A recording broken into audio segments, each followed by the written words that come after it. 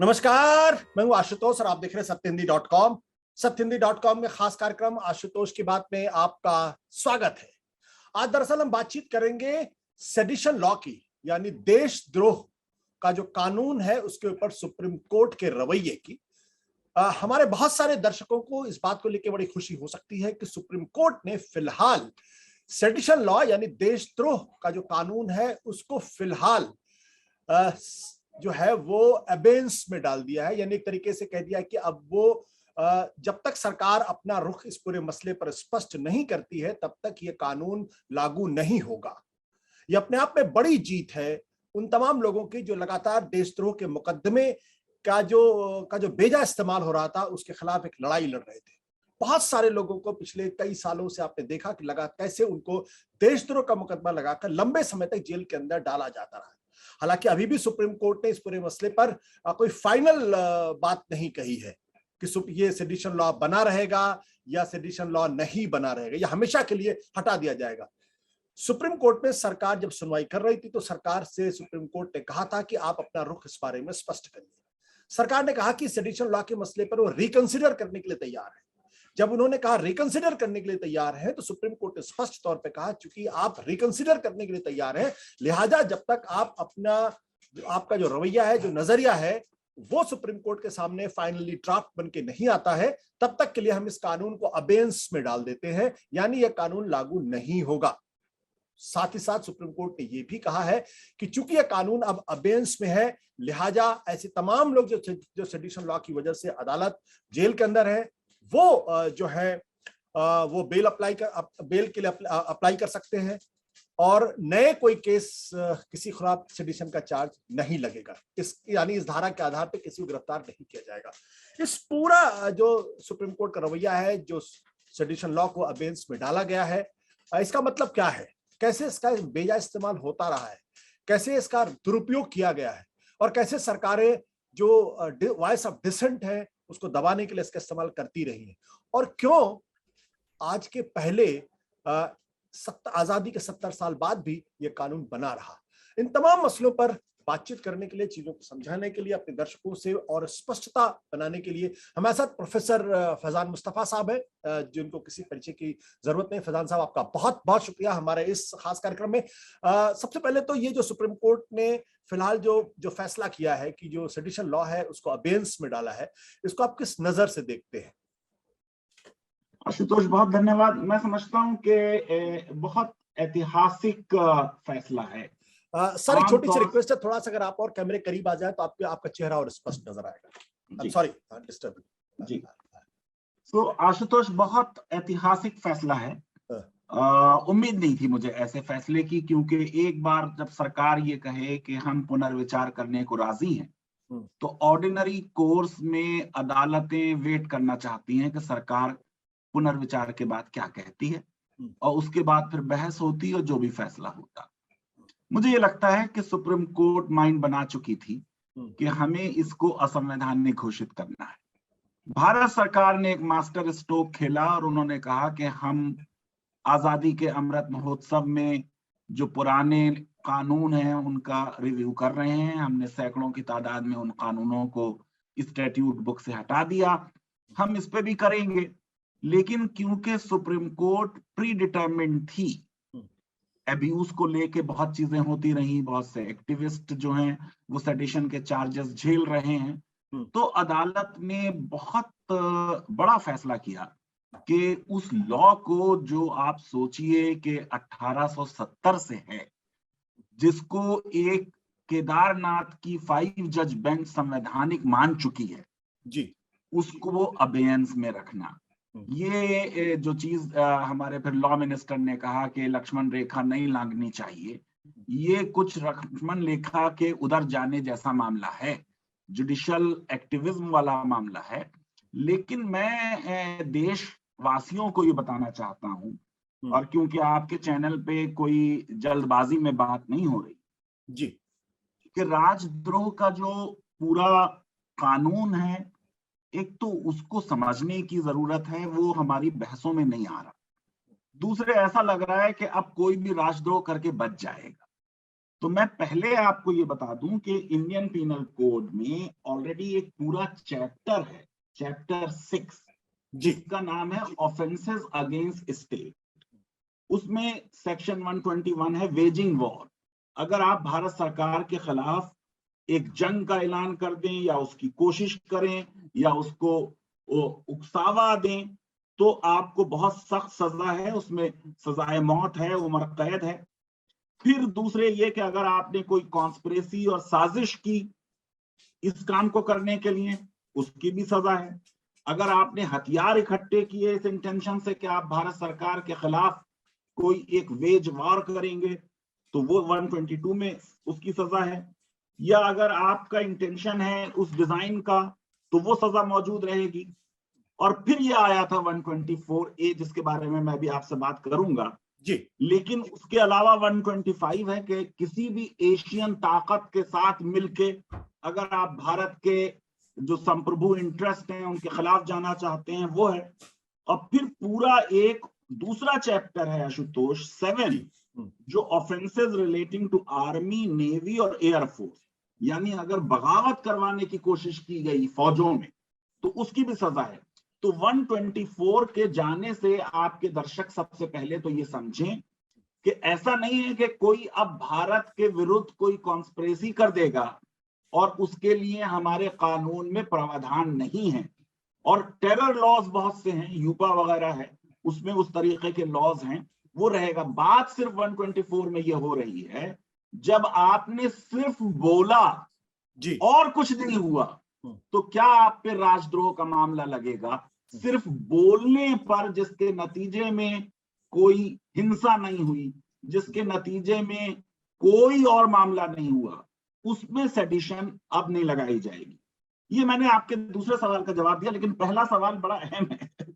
ये 1704 में आशुतोष एक स्टेटमेंट आया इंग्लैंड के चीफ जस्टिस होल्ट का जी। और मैं चाहता हूं कि आपके दर्शक समझें कि उन्होंने ये कहा कि साहब, लोगों को सरकारों के खिलाफ गलत राय करने का अधिकार नहीं, और कोई सरकार जो है वो सत्ता में नहीं रह सकती अगर उसके बारे में लोगों की अच्छी राय ना हो। ये रेक्स वर्सेस टुचिन का बड़ा मशहूर केस है जी।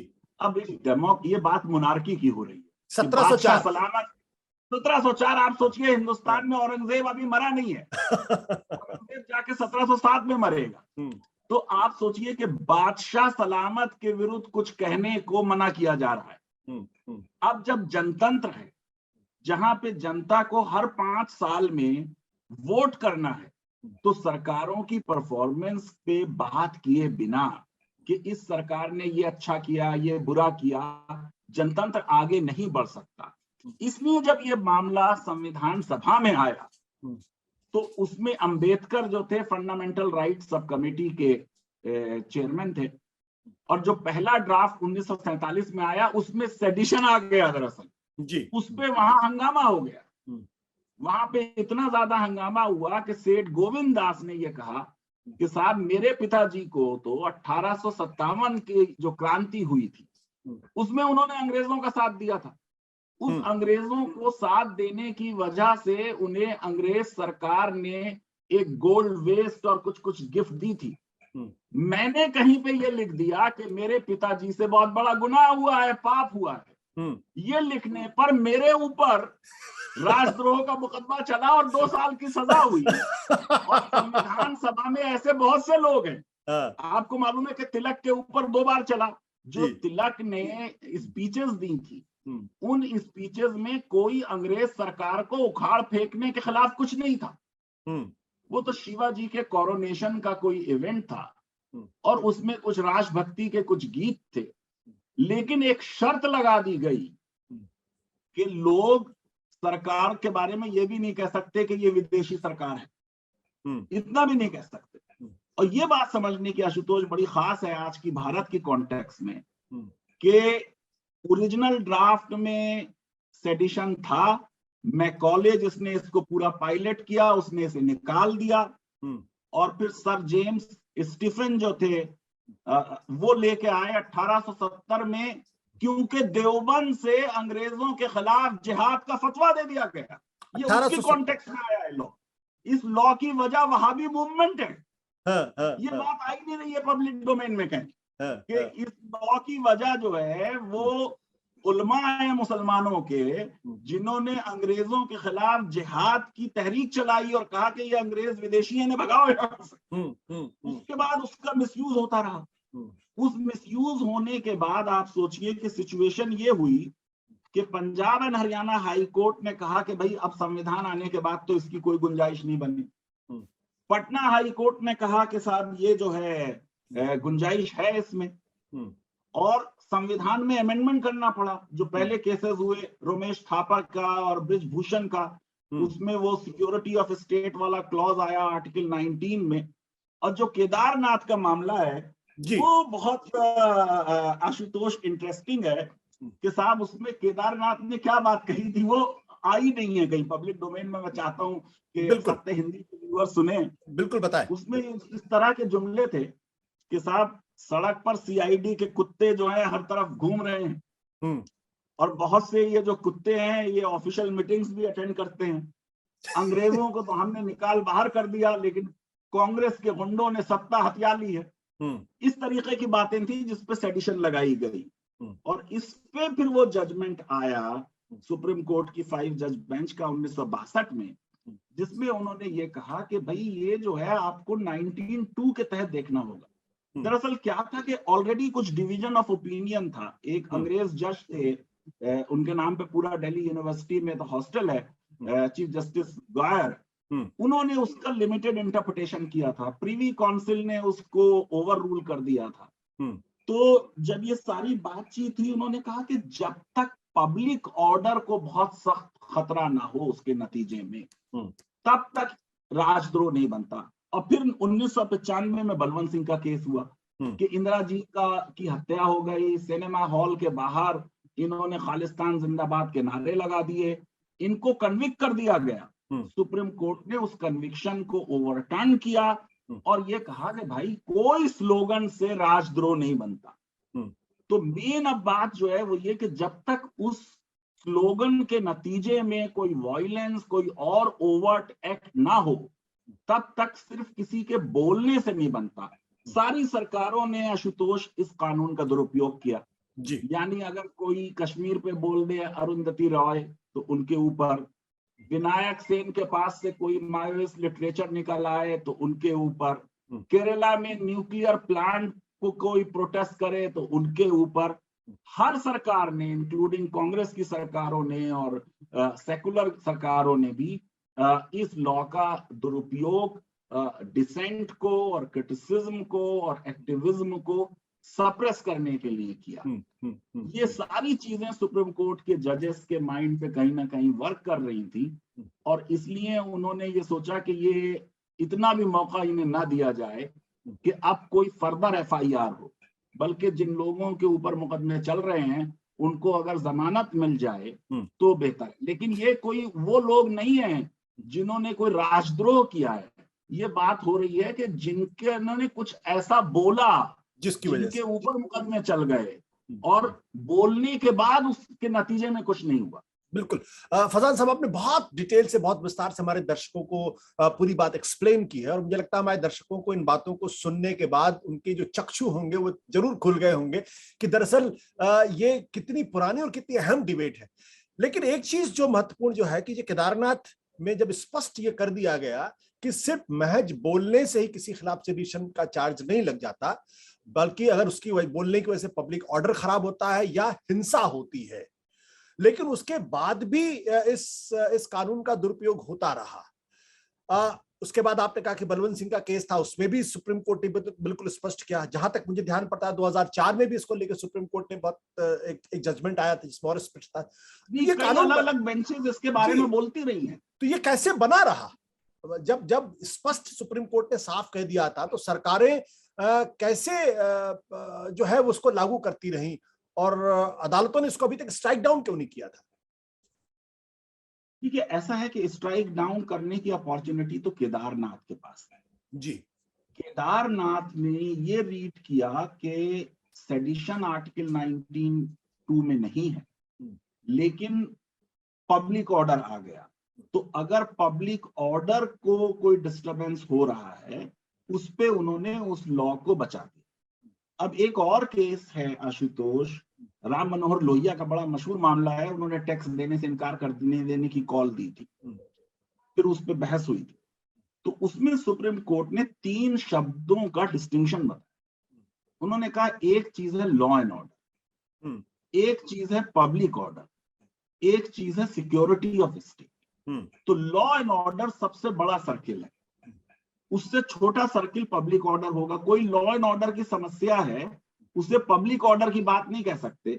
यानी अगर कहीं पे कोई जुलूस निकल रहा है तो वो लॉ एंड ऑर्डर की समस्या है, वो पब्लिक ऑर्डर नहीं है। फिर पब्लिक ऑर्डर के अंदर एक बहुत छोटा सा सर्किल होगा जिसको आप कहेंगे सिक्योरिटी ऑफ स्टेट, के भाई अब देश खतरे में, जब देश खतरे में हो तब आप यूपा जैसा कानून का इस्तेमाल करें, नेशनल सिक्योरिटी एक्ट का इस्तेमाल करें, आप स्पेशल आर्म्स एक्ट जो जम्मू एंड कश्मीर में है, नॉर्थ ईस्ट में, उसका इस्तेमाल करें, टाडा पोटा या सेडिशन जैसे लॉ का इस्तेमाल करें। तो ये जब भी कोर्ट एग्जामिन करेगी इसको, तो ये मुद्दा फिर सामने आएगा कि क्या ये लॉ संवैधानिक है, और इस लॉ को डिफेंड करना सरकारों के लिए बहुत मुश्किल होगा। मुझे ये लग रहा था कि सरकार का मास्टर स्ट्रोक ये है कि सरकार खुद एक अमेंडमेंट ले आएगी जो केदारनाथ ने जो कुछ कहा है उसको 124A में एक एक्सप्लेनेशन डाल के लिख दे, और फिर अदालत उसको अपहोल्ड कर देगी। मुझे ये लग रहा था, लेकिन ये कि सरकार ने कोशिश बहुत की, सॉलिसिटर जनरल ने बहुत अच्छे आर्गुमेंट्स दिए। उन्होंने ये बात कही कि भाई जो लोगों पे मुकदमे चल रहे हैं, जजेस के सामने केसेस हैं, उन सबको रोकना सही नहीं रहेगा। देखिए, कोई जज बड़ा और कोई जज छोटा नहीं होता। जो सुप्रीम कोर्ट का जज है और जो नीचे का मुंसिफ है, वो सब जज बराबर होते हैं, उनका जुरिस्डिक्शन अलग होता है। जी। आपका जुरिस्डिक्शन इस शहर में है, मेरा जुरिस्डिक्शन वहां है। और सुप्रीम कोर्ट के जजेस जो है वो सुपीरियर नहीं होते हैं, उनको सिर्फ अपील का राइट है कि भाई अगर लोअर कोर्ट ने कोई फैसला गलत किया तो वो अपील में रिवर्स कर देंगे, एडमिनिस्ट्रेटिवली उनके कंट्रोल नहीं होता। तो मैं ये समझता हूं कि कोर्ट क्योंकि कह रही थी कि हमको वो लॉ जो पुराना है, आउटडेटेड हो गया, एक देश में मौलिक अधिकारों का पूरा प्रिंसिपल आ गया, तो लोगों के अधिकार और सरकार के इंटरेस्ट, इनमें हमें एक बैलेंस करना होगा। दरअसल इस पूरे कानून के बारे में मैंने कभी कहा था और लोग बड़े हंसे थे कि भाई ये बात तो आशुतोष आप अपनी महबूबा से नहीं कह सकते जबरदस्ती कि मुझसे प्यार करो। सेडिशन का लॉ ये कह रहा है कि सरकार से अफेक्शन करो। अगर डिसअफेक्शन किया सरकार से तो राजद्रोह है। तो राइट टू अफेक्शन जो है वो डिमांड करना मॉडर्न डेमोक्रेसी में बड़ा मुश्किल है वो उसमें, और यही इन्होंने इसको एक्सपेंड कर दिया। पहले डिसअप्रोबेशन था वर्ड, उसका नाम डिसअप्रूवल था। फिर ये भी कह दिया कि अगर आपने सरकार के खिलाफ हेट्रेड फैलाई, सरकार के खिलाफ डिसलाइक फैलाई, तब भी सेडिशन हो गई। तो जाहिर है कि एक जनतंत्र में इस तरीके की चीज जो है वो कंपेटेबल नहीं है। आप ये सोचिए कि जो बहस संविधान सभा में हुई, उसके नतीजे में तो आर्टिकल 13 आया जिसमें कहा गया कि कोई भी कानून जो मौलिक अधिकारों से टकरा रहा है वो असंवैधानिक है। एक जनरल प्रिंसिपल लिख दिया आर्टिकल 13 में। तो मुझे लगता है कि इस लॉ को जब बहस भी होगी उसमें भी बचाना बहुत मुश्किल होगा अगर सरकार ने एक अच्छा सब्सटेंशियल अमेंडमेंट करके इसमें ये शर्त नहीं रखी कि जब तक उसके नतीजे में कुछ ना हो तब तक वो ऑफेंस नहीं बने। बिल्कुल।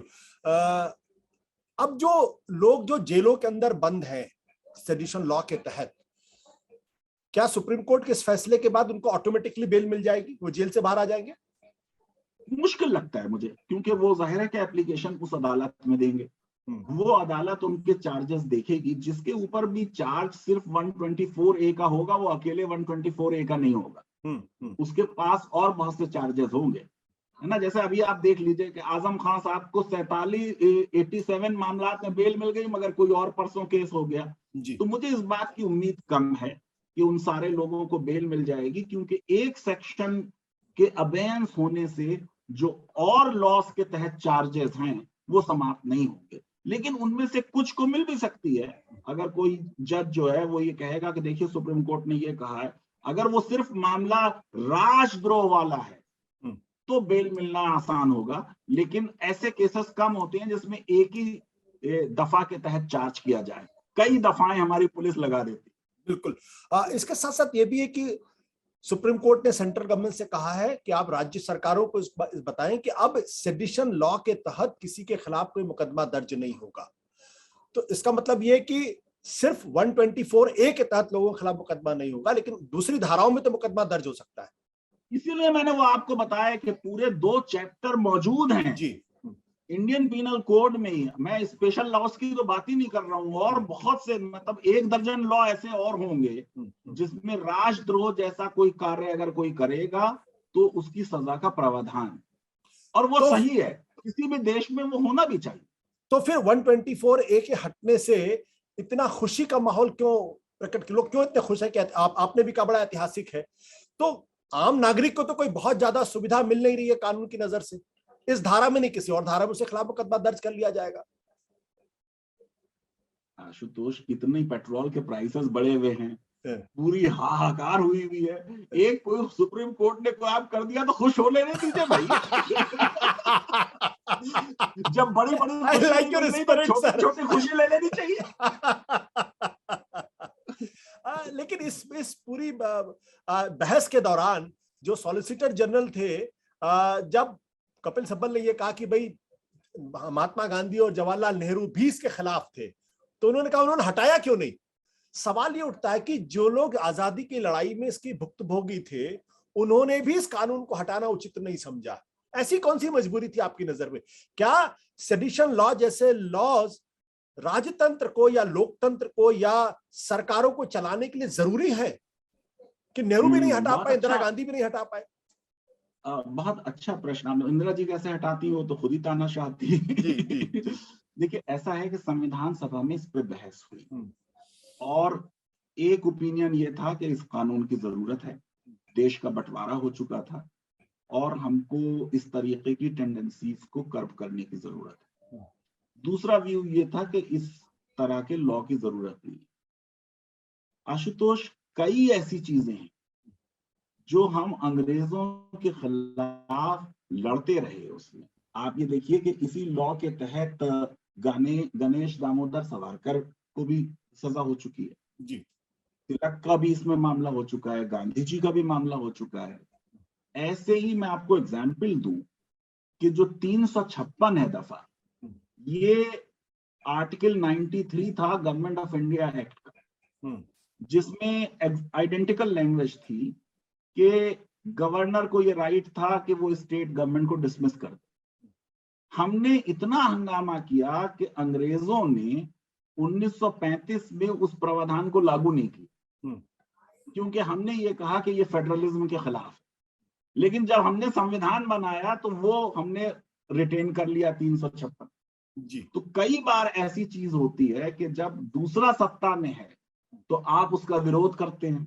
जैसे अगर कपिल सिब्बल जी आज इस मामले का विरोध कर रहे हैं, लेकिन कांग्रेस के जमाने में भी सेडिशन के चार्जेस ट्रेड यूनियन लीडर्स पर, सिविल लिबर्टियंस पर, इन्वायरमेंटलिस्ट पर लगते रहे हैं। बेसिकली जो सिविल लिबर्टियंस का स्टैंड है कि black laws, preventive detention laws नहीं होने चाहिए, क्योंकि क्रिमिनल जस्टिस सिस्टम जो है आशुतोष जी, उसको कहते हैं कि ये इंस्ट्रूमेंट ऑफ स्टेट है। देखिए, आपके और मेरे बीच में कोई झगड़ा हो जाए, आपका बहुत इन्फ्लुएंस है, मेरा बहुत कम है, लेकिन फिर भी हम दोनों नागरिक हैं। आप बहुत बड़े वकील को खड़ा कर लेंगे, मैं छोटे मोटे को खड़ा करूंगा, लेकिन फिर भी एक पैरिटी है। लेकिन जब क्रिमिनल जस्टिस सिस्टम में आप जाते हैं तो सरकार आपको प्रोसिक्यूट कर रही है, सरकार की पूरी ताकत उसके साथ है, पुलिस उसकी एजेंसी है, जेल उसकी एजेंसी है, कानून सरकार ने बनाया है जिस कानून के तहत प्रोसिक्यूट किया जा रहा है, और जो जज हैं वो भी सरकार ने अपॉइंट किए। इसीलिए क्रिमिनल जस्टिस सिस्टम में कहते हैं कि जो एक्यूज्ड है, मुलजिम, a little man is pitted against the might of the state.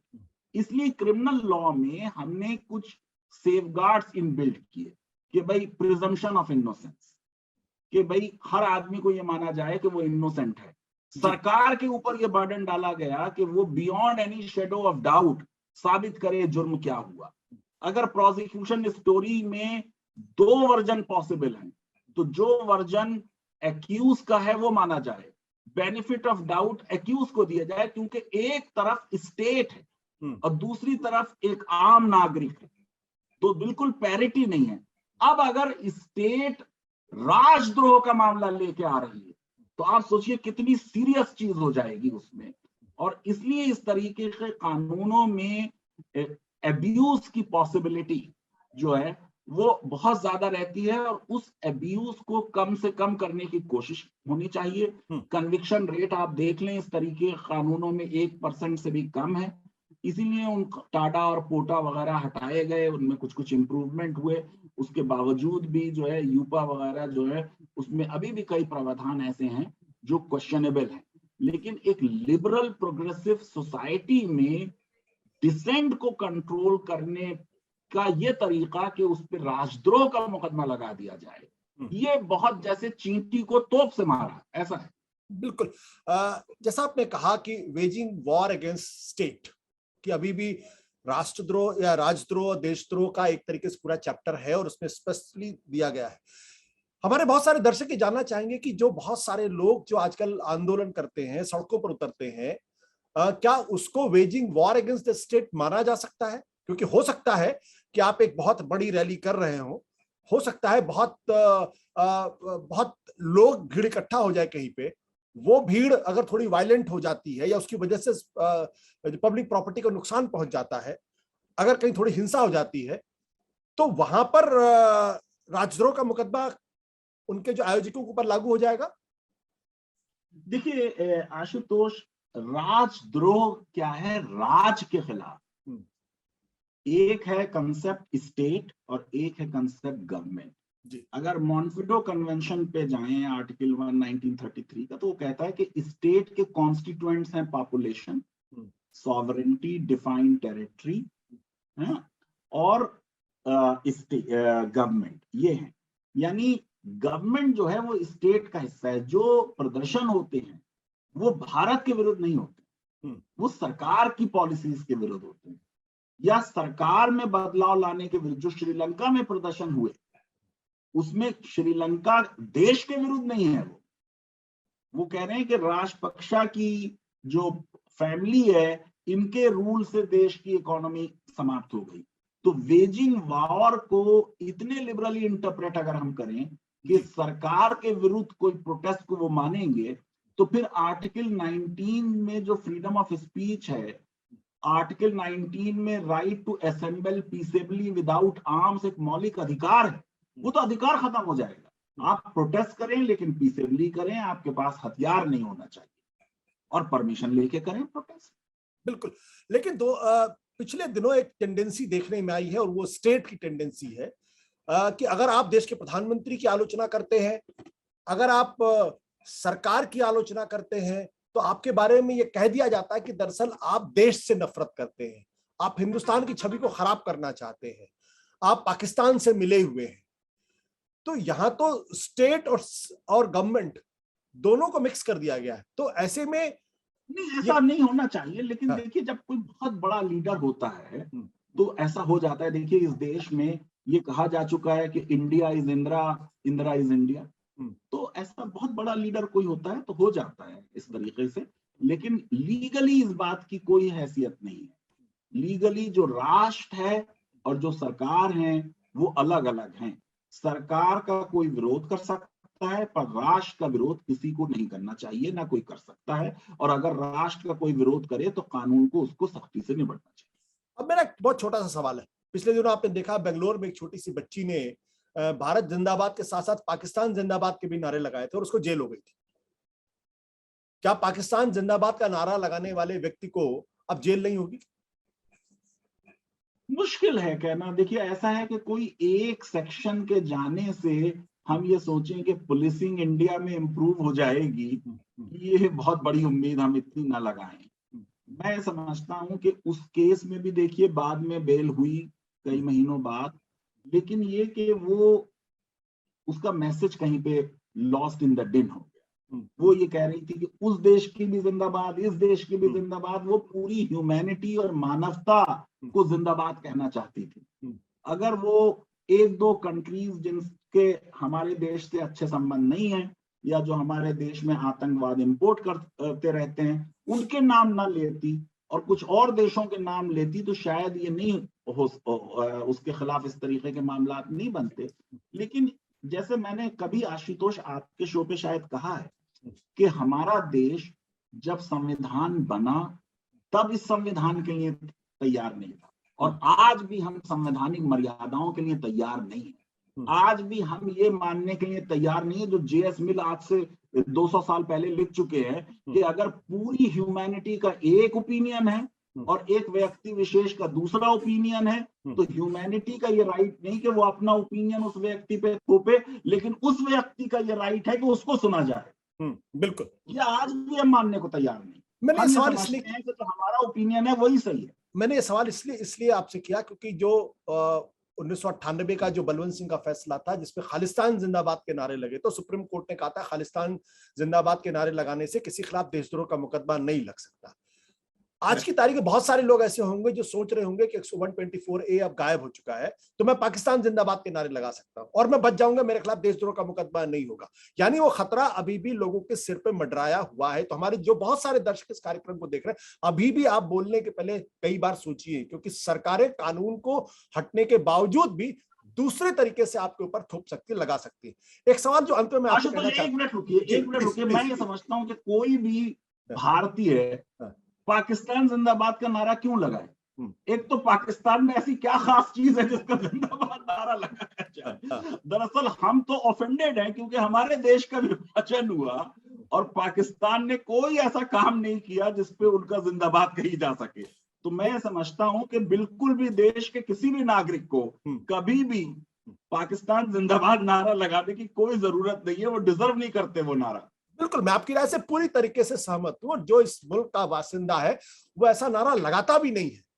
लेकिन इस देश के अंदर सुप्रीम कोर्ट का फैसला बहुत स्पष्ट था कि खालिस्तान जिंदाबाद के नारे लगाने के बाद आपको सेडिशन लॉ के तहत जेल में नहीं भेजा। वो एक लॉ ले डाउन कर रहे हैं। देखिए दोनों चीजों में फर्क है आशुतोष जी। एक लॉ बता रही है सुप्रीम कोर्ट कि अगर किसी ने ऐसा किया उसको कोई और सजा हो सकती है, उसे राष्ट्रद्रोह नहीं माना जाएगा, ये बात कह रही है सुप्रीम कोर्ट। ये इसीलिए मैं देशवासियों से ये कहना चाहूंगा कि हमारी 100% लॉयल्टी जो है वो अपनी मातृभूमि के लिए है और हमें किसी भी और देश की जिंदाबाद पसंद नहीं है। मुझे ही नहीं पसंद है और किसी को क्या। बिल्कुल, इसलिए जो दर्शक इस कार्यक्रम को देख रहे होंगे वो फिलहाल इस बारे में सोचे भी ना, ये मुल्क हमारा है, हिंदुस्तान जिंदाबाद के नारे लगाएं, बाकी किसी और जिंदाबाद के नारे लगाने का कोई मतलब नहीं है। वो गलत होगा, कानूनन गलत हो या ना हो एक अलग सवाल है, लेकिन मॉरली नैतिक तौर पर गलत हो। अब एक आखिरी सवाल आपसे पूछूंगा, जो सरकार की तरफ से आज एक प्रपोजल दिया गया है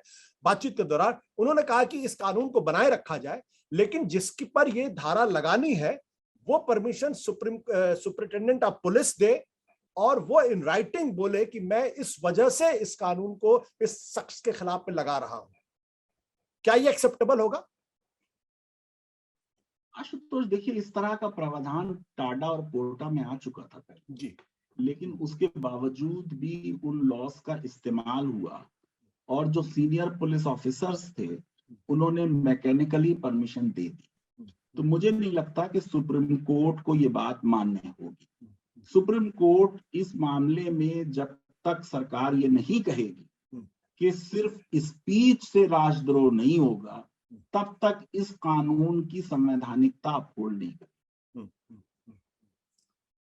इसका मतलब यह कि अब इस कानून को के लिए संविधान में कोई जगह नहीं होनी चाहिए कि कोई आदमी अगर बोल रहा है और सिर्फ बोलने मात्र से उसके खिलाफ अगर आप राष्ट्रद्रोह का मुकदमा लगा देते हैं तो वो जो प्रोविजन था अभी तक 124A के तहत उसको पूरी तरीके से हम कहते हैं कि आने वाले समय में हटाया जा सकता है।